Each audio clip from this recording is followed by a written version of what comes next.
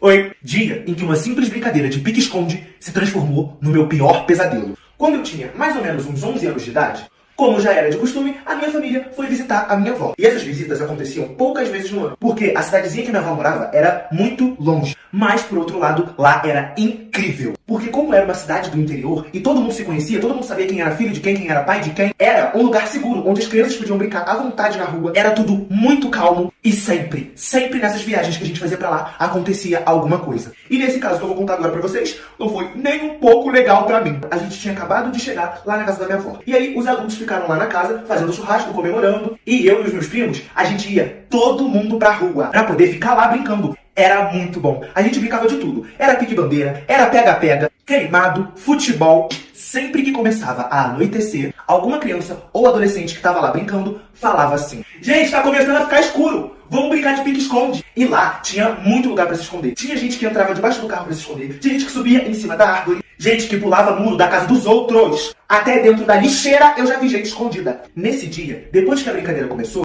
foi anoitecendo, escurecendo mais, e mais crianças foram chegando pra brincar. Mas eu sabia que a qualquer momento a minha avó ia gritar, chamando eu, os meus irmãos e os meus primos pra entrar pra casa. Sempre que chegava em 8h30 da noite, a minha avó não deixava mais a gente ficar na rua. Só que lá era muito tranquilo e seguro, então a gente nunca entendia o porquê que tinha que entrar nesse horário. E a minha avó não explicava, ela só falava assim: bora, meus filhos, tem que entrar por causa da Chiquinha.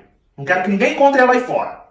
E aí, nesse dia, a minha avó não chamou a gente cedo. Provavelmente porque ela tinha esquecido. Mas foi aí que as coisas começaram a ficar estranhas. Algumas crianças começaram a falar que quando elas foram se esconder, elas estavam ouvindo barulho no mato. Chegou o momento de todo mundo se esconder de novo porque alguém ia procurar. E eu fui me esconder numa casa que estava em construção. Então só tinha umas paredes. E como lá estava muito escuro, não ia dar pra ninguém me ver. E aí, eu lá, abaixado assim, vendo se eu já podia correr, escutei que tinha alguém atrás de mim. Ou seja, essa pessoa que estava ali já tinha chegado no esconderijo primeiro que eu. E se tinha uma coisa que eu odiava no pique-esconde, era quando alguém se escondia junto comigo. Foi a hora que eu olhei pra trás. E como tava muito escuro, só deu pra ver tipo uma sombra assim. Eu só percebi que era uma menina porque na escuridão dava pra ver a sombra do cabelo dela, preso, dos dois lados aqui. Provavelmente uma das crianças que morava por lá e tava brincando também. E eu falei assim pra menina: ó, é o seguinte, quando eu contar até 3, a gente sai correndo junto que vai dar tempo da gente se salvar. Tá bom? Mas pensa numa menina estranha. O tempo todo ela só tava no canto da parede assim, ó.